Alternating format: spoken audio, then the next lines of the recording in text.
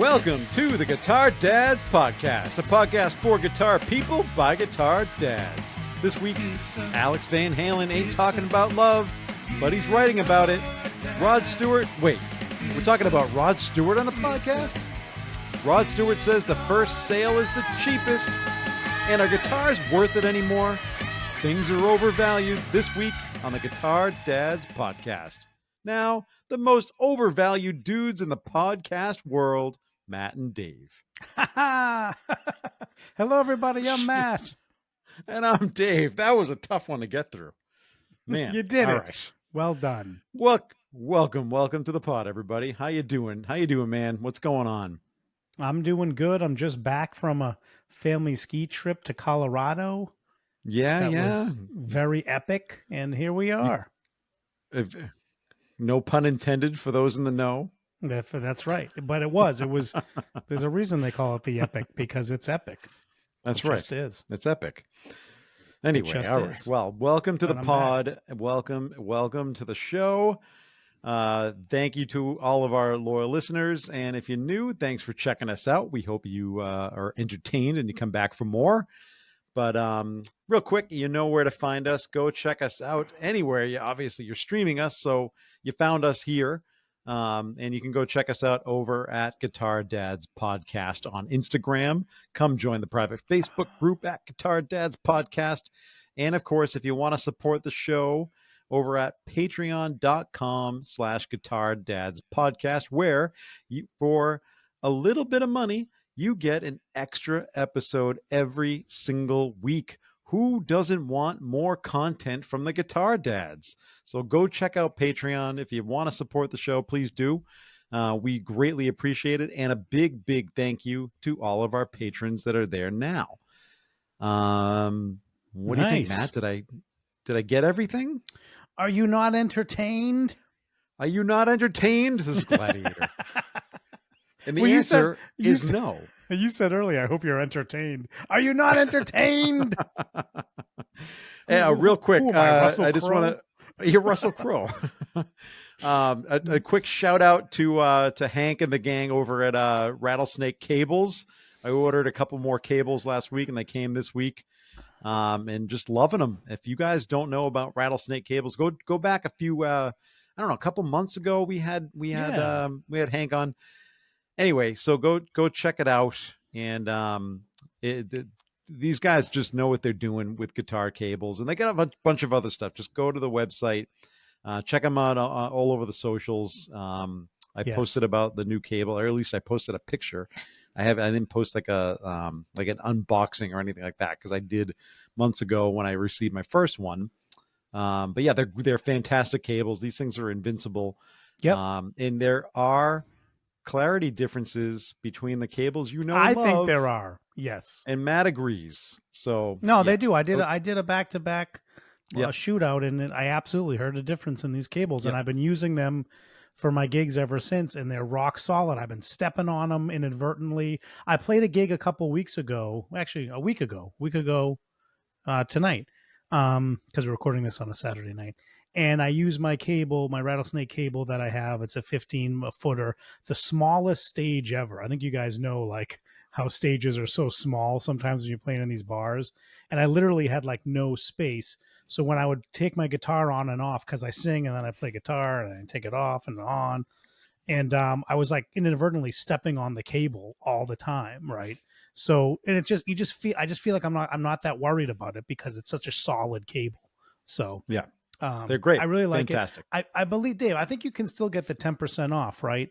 Rattlesnake Cable / Guitar Dads Podcast. Is that still? I believe active? The promo. Yeah. I believe the promo is still effective up there. So go check it out and get your first Rattlesnake cable. Now, so Hank, and he did say this on the pod, he really ideally says 15 foot is the best cable length, the ideal length. So, if you're in the market for new cables, go check them out. All right. So shall we get into it? Let's go. Where we going, dude? Where we going? Into the Dataverse. Into the. Oh, that was good. That was a rough landing. All right. That was a very rough landing. Well, it is a Saturday night. That's right. Anyway, so I mentioned in the intro Alex Van Halen, and the reason I did is because he is going to publish Brothers, which is a memoir. And this will be a very interesting memoir, I think, because I'm he's a excited very about this. quiet dude. He's He a is. really quiet dude. He's been very reclusive since Eddie's death. Yes, he And has. so it'll be really interesting to know some of what's been in his mind. So I don't know. This thing's going to come out October 22nd, so we got a long way to go before it does. I'm sure Matt and I will talk about it on the show when it does come out. But I'm really interested to know how much will he go into Eddie's death. Obviously, there's going to be a lot of relationship talk in this thing. It's Totally. called Brothers. Yep. But you got to wonder, is he going to reveal anything in this? I think he absolutely will. I think this is exciting.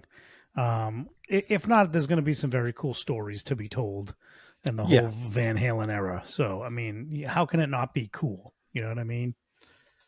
Yeah. I mean, I wonder, the first thought that crossed my mind when I read this was maybe this is why he's been so silent and Yep. he's just been waiting to kind of tell his story the way he wants to. Yep. And this is it. So, yeah, it could be. yeah, I'm looking forward to it. Yeah. Yeah, it could be. It could be like this is his time and he's ready to do it. He's been working on it for a while, probably shortly after Eddie's death. And now this is the time where we're going to get something. So, yeah, I'm looking forward to it. We'll see what happens. It's exciting. All right. Well, anyway, moving on. So, Rod Stewart. Yes, we are talking about Rod Stewart on the podcast. Who would have guessed it? Who would have guessed it? He is the next domino to fall in terms of the catalog selling world, and he has sold his catalog to Irving Azoff's Iconic Artists Group for a measly $100 million. And I say measly. I say measly. Why do you say because measly? look at some of the comparisons that have been out there recently. Bruce Springsteen, Yeah. Bruce was $500 million. Yeah. Bruce was right? the biggest payout we've seen, I think, so far. So, but and there's Bruce been other payouts. Springsteen. I know, but Rod Stewart's pretty. He's. I was a little bit shocked by this number. I would have thought the value would have been a little bit higher. Yeah, but $100 million is nothing to sneeze at. So no, it's not. He's no Bruce about. Springsteen. He's no not. Bruce Springsteen. Yeah. But I wasn't expecting a $500 million price tag, but I was expecting in the $200 million range. Maybe. 250. Yeah. I mean, who knows how they value this stuff? I mean, it's this is what it is. This is an investment. So, this is along this trend that we've been seeing. It seems like, and this company is not like a well-known company. This seems like, no, I have to look into what this company is. But Dave, do you know what it is? Well, I mean, Irving Azoff, big name in the music industry. But as we're talking, I'm pulling up some info here as to other artists like Katy Perry, 225 million. I'm not comparing Katy Perry and Rod Stewart. I'm just saying Rod Stewart's a pretty iconic name. Wait, how much for Katy Perry? 225. 225. Wow, that's interesting. Yeah, that is. Dr. Dre 250. Yeah. No, I'm sorry, 200 mil. ZZ Top came in at 50 million. Okay, so there's a lower number. Wow, imagine. So here's your first apples to apples comparison here in terms of relativity. Imagine Dragons sold their catalog in 2020. I didn't know this, for $100 million. Interesting. So you're telling me that the value of the Imagine Dragons catalog is right in there with the value this is of a Rod really good Stewart? Point. Yep. Well, this is a really good point, and it makes me think that because Rod Stewart's fans are a much older generation now, that they probably don't see the value long term there. But you're right, though, when you compare it to like guys like Springsteen and I just looking at this. I think you might have hit the nail on the head with that point. Yeah, I'm looking at this quickly. The other ones that Irvin Azoff's Iconic Artists have done. He seems to be going with these older artists. Nat King Cole, he acquired that catalog. Talk about old. I mean, geez, that's for how much stuff. It doesn't say. Let me see if I can. do it. Well, here's Man another one Googles. for you. Phil Man Collins Googles. and Genesis sold their catalog for $300 million. We did talk about that in 22. Yeah, we did. Yep. So another older artist that's not going to kind of hit that younger crowd maybe. Bowie again. Bowie we did hit on 250 Yep. in 22. Yeah, I you're couldn't right. remember all these artists. This is interesting. It seems like I don't see a Sting, number 300. I don't see a number for Nat King Cole. Yeah, Sting 300. Yeah, so I mean, Here's an interesting comparison. Guy. Yeah, here's another one. So we have Imagine Dragons, Rod Stewart, and I'll give you $1 million. I'll give you $1 million of my own money if you can guess the other artist in 20 that sold his catalog for $100 million recently. Oh, geez, another artist from what? Justin Timberlake. Oh, interesting. I was reportedly for $100 million. I was just listening to Timberlake the other day. Yeah, love it. Love Timberlake. This actually seems to be the going rate then. Jason Aldean, $100 million. Interesting. No, he sold 90% of his catalog for $100 million in 2022. 90%. Bob Dylan, we hit on Dylan when that happened. Yep. $300 million in 2020. Yep. The Red Hot Chili Peppers, we hit on them. I think maybe $140 million in 2021. Stevie Nicks, here's another right on the money, no pun intended, comparison, $100 million. Okay. Yeah, so this is interesting. So Motley I'm not Crue at 150. Yeah, we talked about Motley Crue. So the other one that Irvin Azoff, the other big name that he's acquired is Graham Nash's catalog. I'm sure there's others. Okay. When I just Google it quickly, these are the names that come up. So yeah, it's really interesting. So it's this is obviously a very hot market, and this is where the investments are going now. There's a lot of money behind picking these things up. I think part of what's driving it as well. We talked about the kind of universal music groups, kind of spat with TikTok, but I think it is. I think these investors see the potential in social media and how much you can make off of social media streaming, and how you can, they're taking bets, right? This is what investors do. They make a bet, but they're hoping for like a surge in these songs, and that they're going to work incredibly hard with TikTok and other social media companies to push these catalogs and just give them the rights to it and try to get the influencers to use them. So that's like the new frontier here. And I think that's what they're banking on, right? Along with other traditional, avenues from music like movies and commercials. All that stuff is still very much relevant. But I think the biggest play is like TikTok and social media stuff to be able to do that. So, and I think these artists probably look at it and say, this is a time for me to cash out and have, guaranteed financial stability for my family forever. And, long after they're gone for generations and generations. And, without having to worry about it, without having to worry about, is my music going to continue to pay my family? I've talked about that a lot on the podcast as well. It seems like a win-win. But, you do question, and we've talked about this a lot, you do question whether or not it's whether the artists are getting screwed or not, right?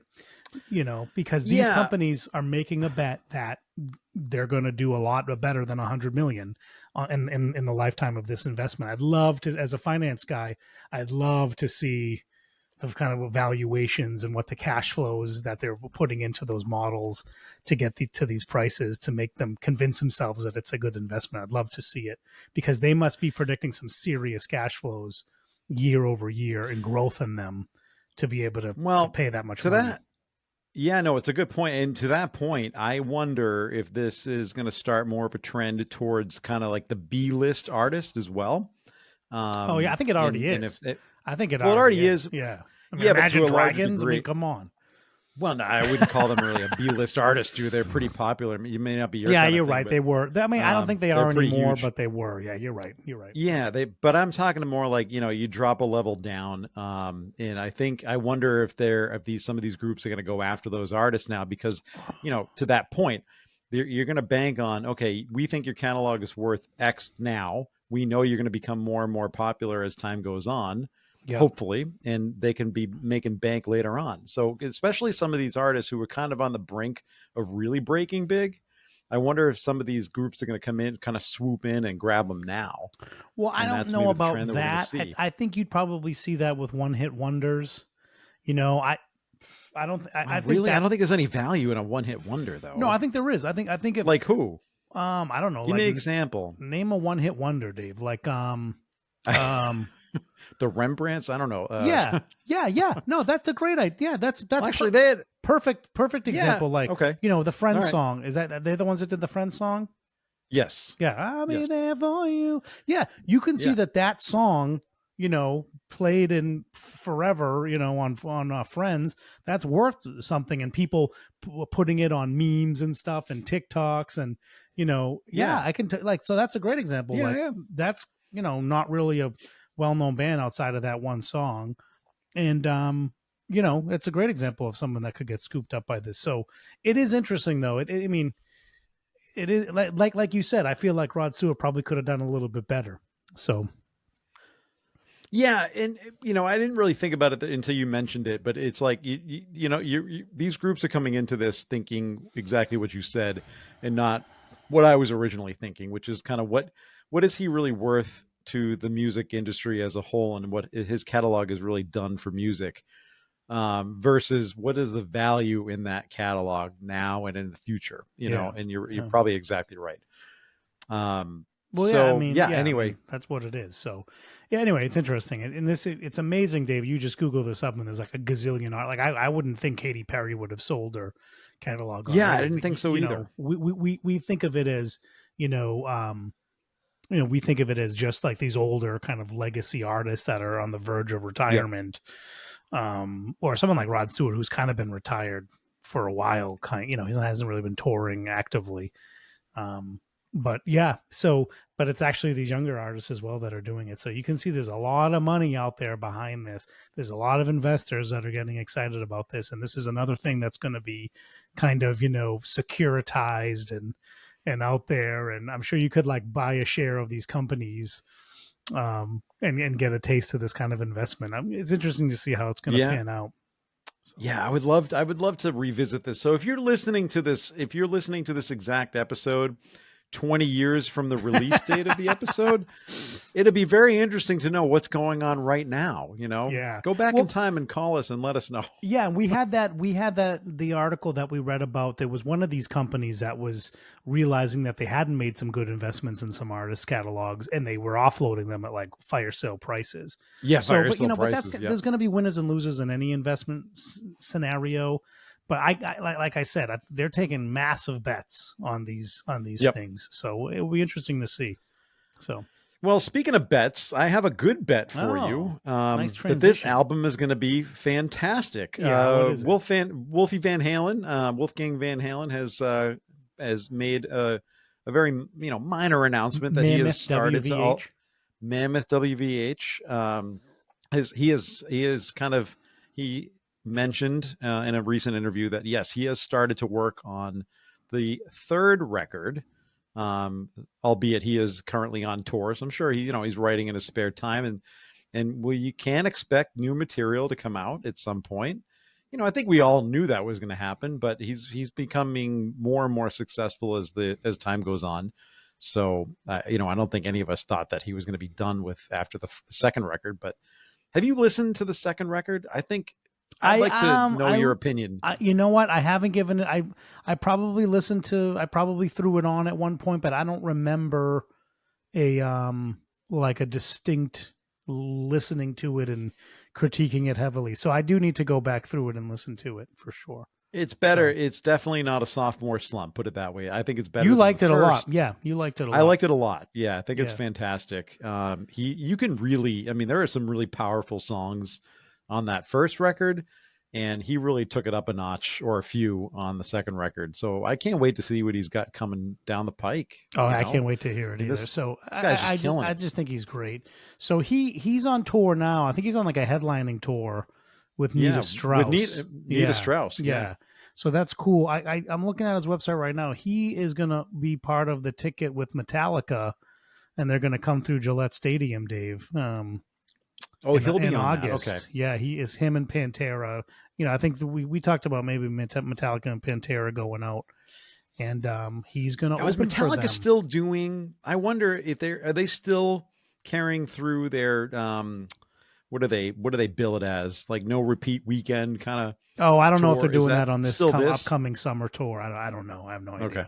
We'd probably have to look into that. But they will be out amazing. with Pantera, like was announced, so that should be interesting. Yeah. And Mammoth is going to be there, so that's pretty cool. Very cool. Yeah. I think Wolfie was on one of the dates on that Metallica run last summer. That's right. He's back. So yeah, he's back. Anyway, right. Well, there you go. There you go.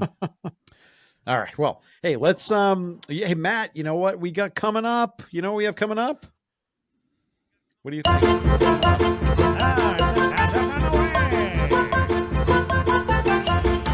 And now your host.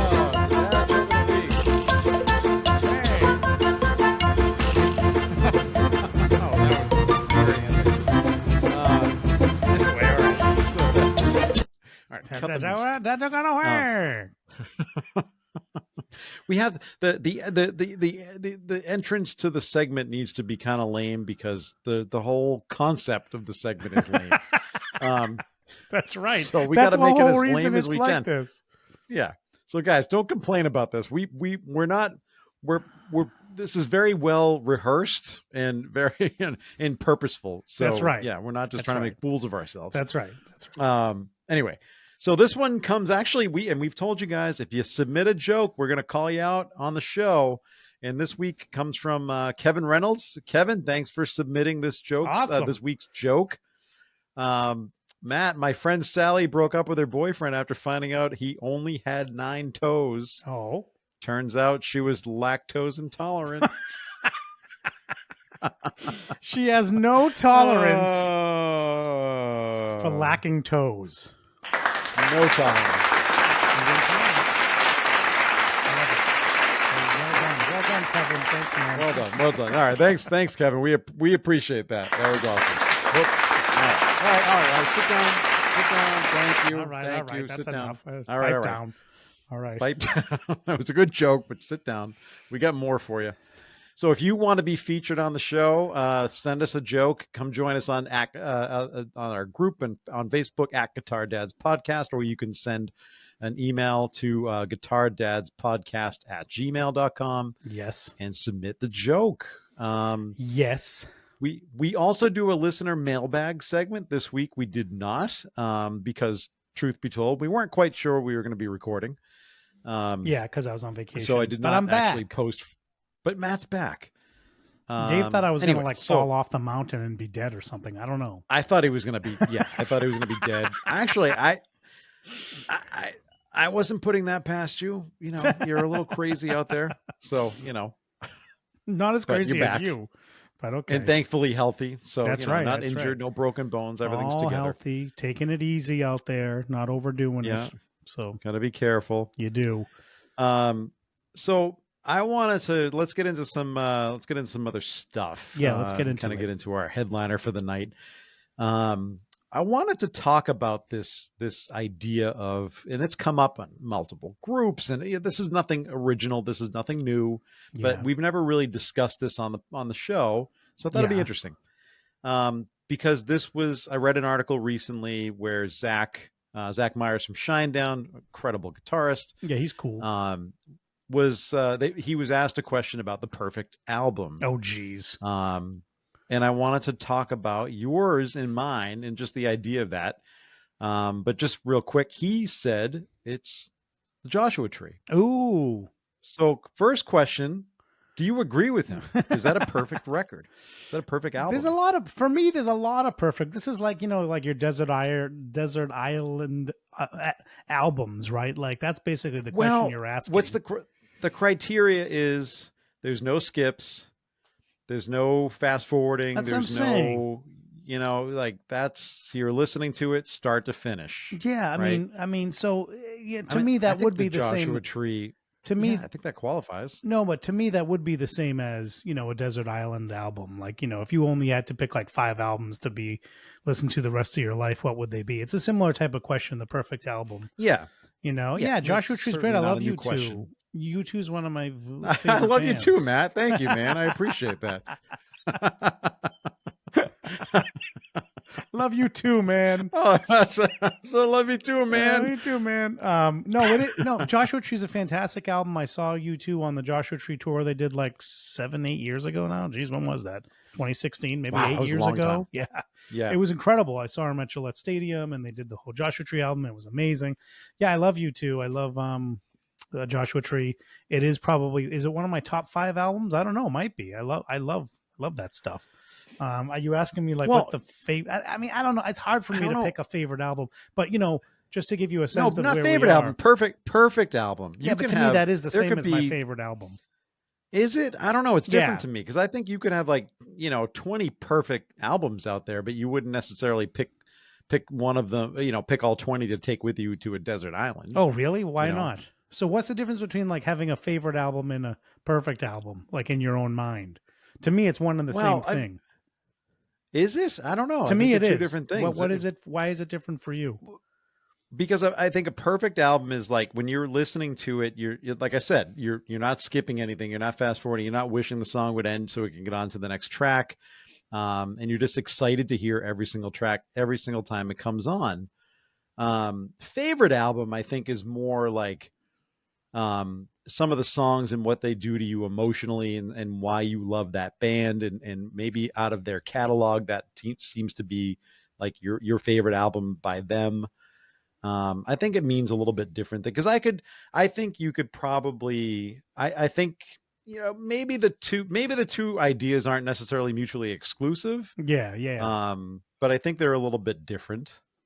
Yeah, I guess I hear what you're saying, but at the same time, for you to call an album perfect, I guess you could be somewhat subjective and just say, well, U2's not my favorite band, but yeah, that's a perfect album. I can see you saying so I'll that, give you an example. But I wouldn't, if something's not if I don't really love a band, I'm not going to call their album perfect because I don't like the music.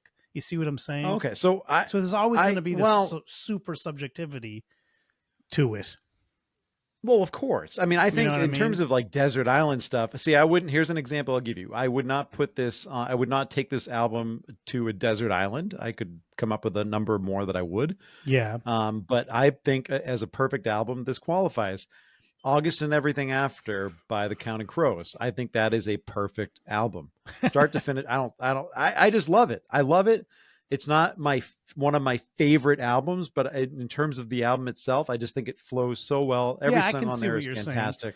But it's not one of my favorite albums of all time. Counting Crows isn't your favorite band of all time, so you wouldn't call it your desert island album. But you just that's right. You take it for what it is, and you're a fan, and you like the music. Yeah, I don't know if I'd call that a perfect album. I think there are some songs that I would rather skip on that album. But these are just opinions. Like what? Really? Oh, geez, I don't know. I haven't listened to that album in a long time. I'm putting you on the. Yeah, I'd have to look at the track listing. Notice you got to look at the track listing and tell me. We'll get back to that. But I think you have convinced me. I think you have convinced me. It is. A perfect album doesn't necessarily have to be your favorite band's album. I'll go in the opposite direction. Yeah. Get a Grip. One of my favorite albums of all time. That's a great album. Yeah. It's a great album. I don't think it's a perfect album. You don't think so? No, I don't. Because I don't Fever, and I'll tell you why. I love most songs on there. Fever is not one of my favorite songs. And I tend to if I'm listening to that, not that I listen to full albums these days, but back in the day when you were spinning CDs, I'd kind of tend to skip over, songs like Fever or, so that's kind of my point. That is one of my favorite albums of all time. That is a desert album. That's a desert island album. But I got something that's not a desert island album for me that I would still call a perfect album. Pearl Jam 10. Yes. Okay. Yep. Because Pearl Jam's not my favorite band, but that's correct. A perfect album. It just is. It just is. Another one. In my opinion, at least. This is all subjective. It's interesting. Yeah. But so August and Everything After, you're right. It's a damn good album. I'm looking at the track listing. I don't love Ghost Train. and I don't love a murder. And I don't love a murder of one. Everything else, you're right. It's pretty much awesome. It's see, told you. So you're probably right about that. But yeah, no, I guess I'm coming around to this point. That's like, yeah, there are perfect albums out there. And Joshua Tree. I mean, Joshua Tree. I'd have to come back to what a desert. I'd have to think about a desert island albums for me if Joshua Tree would make it. But that's up there with me because I am a big U2 fan. So I know. I just want to qualify. I want to kind of qualify something too about what I said about Get a Grip, because then the reason that is one of my favorite albums, because, and I know that as an Aerosmith fan, their best album has to be Rocks. I just want that out there. But because I know there's going to be, people in the group and other people commenting, why Get a Grip is there. But Get a Grip meant so much to me because when that came out, I was really getting into like the rock scene. And that was one of the first albums that I remember. Well, not one of the first, but, in the grouping of the first albums that I was really excited to buy. That would Get a Grip. No, correct me if I'm wrong. Get a Grip. That was the Alicia Silverstone era. Yes. Yeah. Yep. So Crying, I feel the same. Crazy. I feel the same about it. I mean, you're right. It's not, it's probably not Aerosmith's best work, but it's right. It's pretty. That's when Aerosmith was truly on top of the world, right? Yeah, they truly were in that era. That really put them, like, that's, they had MTV hits and they were on MTV a lot, but that really threw them over the edge. Like, you couldn't turn on the radio, you couldn't turn on MTV without seeing one of their iconic videos with Alicia Silverstone, or hearing one of the songs on the radio. Talk about like when a music video creates a mega like star. I mean, Alicia Silverstone, like that's pretty influential stuff. Yeah. It was, and I think we all can pick, those of us that were, old enough to remember that. You can, as we're talking about that, I have vivid, images in my head of that video. I can hear the song. I can picture moments of the video and, during parts of the song and that whole thing. That's how influential that album was for me. Yeah. I just remember cause I was, like I said, I was really like getting excited about music around that time in my life. And when I knew that album was coming out, I could not wait to go buy it. Was awesome. It was so great. All right, cool, man. What else we got? So there you go. I think we killed that topic. I think we killed that. This is let's just put it that way. This is not really one of those perfect podcasts, I guess, right? Definitely not. Definitely, it never is. No, What else? But moving on. Should we get into a little bit of gear, or do you want to take this to the Patreon? Let's talk about this for our listeners. Okay. Let's talk about this main question for a little bit. We can probably continue talking about it on the Patreon, but I think it's important enough for a main episode because it is a real interesting question. Yeah. So, the question is being asked by us and a lot of people these days, why are guitars so expensive? Yep. And, I think for the purposes of this podcast, let's kind of eliminate the obvious, COVID, inflation, all that stuff, because those are the obvious things that are pushing prices up across the world for everything. That's just true. Supply chain, it's all true. But do you think there are other reasons that are leading to guitars kind of being a little bit more expensive than maybe they should be? Are they overvalued? It's a really good question. And if so, name me a guitar that comes to your mind immediately that is a bit overvalued right now. Because we've seen a lot of new guitars come out recently where I think, we've kind of a little bit of a head turn sometimes. And I think, we talked about some of these artists' signature Epiphones that have come out, that they've now set the price kind of in that mid tier of like that $1,400, $1,500, $1,600 range, Yep. Are those overvalued? So do you mean new guitar? I mean, I guess new guitars drive the used guitar market to some extent, right? Like new guitar, yeah, to some extent. With new guitars getting more and more expensive, that means used guitars get more and more expensive. So it's just a spiral. And are all guitars overvalued? No, I don't think all are. I don't think they all are, but I will say, like we were complaining about last week, the Silverburst stuff. I do feel like the 70s, the Gibson stuff is just incredibly expensive right now. And, for years, people didn't think those were the best guitars. The same is true for 70s Strats, right? 70s Strats are more expensive now than they ever were. But definitely those 70 Gibson Customs are just out of control expensive. And to me, I've picked some up. I'm sure there's some really good ones out there. Don't get me wrong. The ones I've picked up in various stores have not impressed me at all. They're 10 plus pounds. They just don't feel great to me, probably because they're a little too heavy, but also they just don't play great. The ones and let's qualify this. I probably only picked up a couple, right? So maybe I need to pick up some more, but it's not like when I was in Carter's Vintage and picked up a 62 or 60, somewhere in the 62 to 64 range of 335. And it was just magical to me. It was like a real good one, right?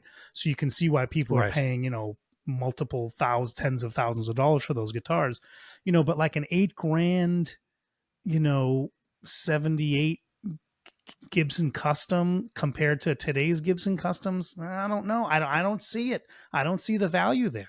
Maybe because it's a little bit because the color is faded. Like I don't know. I don't know about that, guys. So I think that's probably a little bit overpriced. There's probably a million other examples that each of our listeners could say like, is that really there? But here's the thing. The guitar market went through the roof during COVID.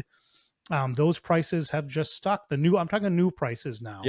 New prices. Yep. Those prices, things. The thing with inflation is prices don't come down, right? They don't. No.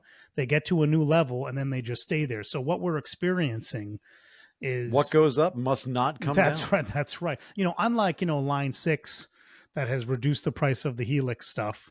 And we've seen some other price drops. We've talked about why. Yeah, we're not seeing that with guitars. Well, we've theorized. And I think the reason is because the demand enough is there, and they got to this new level when there was shortages in the pandemic, and with inflation happening, they had to pay their people a little bit more, I'm sure. So the prices went up, and they're not going to come down. That's the way inflation works. Well, I'll give you an interesting example, though, of something that doesn't necessarily fit that mold. Is it kind of half does and half doesn't, because we did see this with Les Paul standards. The new standards are just climbing. Yep. And you can get some really good deals on used standards these days. People are not. Depends on where you're looking. Yeah, good point. Yep.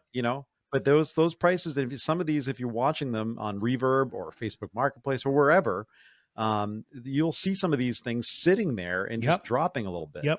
So that's a great example. That's an interesting one to me. So that to me like proves like maybe the Les Pauls are a little bit overvalued. If people aren't willing to, maybe they are. Because Gibson has always been known as the brand that holds its value probably the most out of anything, right? That you can name. Yep. And now, like you said, Dave, we're starting to see these standards sit and coming down around that 2000 or maybe a little under range. And, when they're retailing at $3,000, that's some cases well under. That's a big discount, right? So I think you're right. So that might say like, oh, these might be a little bit overvalued in the market right now. When you see the used and new kind of disparity that's happening. And I don't know, we'd have to run some data. We need some data nerds to do this for us. Some data scientists go pull the used and new split over the decades and maybe over the last 10 years and see if it's coming, if the gap is widening or not. It feels like it is, because I remember I bought my brand new standard for about $2,400. And this was in 2017. It's a 2017. In 2017, $2,400. At the time when I was looking on Reverb, there was very few Les Paul standards listed under $2,000 at the time, right? Yeah. Now there's a bunch of them listed right about $2,000 when you can buy a new one for $3,000, right? So that's just my little anecdotal evidence that the gap is widening, which would mean that maybe those new prices are a little bit too inflated. So anyway, I think they are for that particular guitar. And while we've seen other overseas guitars, like say the classic Vibes, those have kind of held strong at their price point. They haven't really gone up too much over the last several years. Yeah. No, I think that's a good point. Not that I don't think we've seen that overseas market go up that much either. We've seen a lot of these only recently American-made guitars only recently. Yeah, with the Epiphone custom so it's stuff. interesting. It's yeah. Yes. Yeah. But it's interesting. So what say you, listeners? What do you guys think? So comment, go over to Instagram. We'll probably post that clip. You can hear it and comment on that. Yeah. At Guitar Dads Podcast, or come join the Facebook group. I'll keep saying it because come join the group. It's fun. We're having a lot of fun over there. And let us know, because we'd love to know your thoughts. And here's another question for you. What do you own that is overvalued right now, and you're kind of in the market to sell? Yeah, that's a great question. Where are you going to make some money? Yeah. Where are you going to make some money? And with guitar values these days on the used market, would drive you to sell something because they are so inflated in some cases. Yep. So there's that. Anyway, I think with that, maybe we will take some of the gear stuff over to Patreon. Or do you want to comment on anything? Or no, I think the last thing I'll say about the overprice, I mean, Fender's another one that's been raising prices steadily, right? Yeah, they have.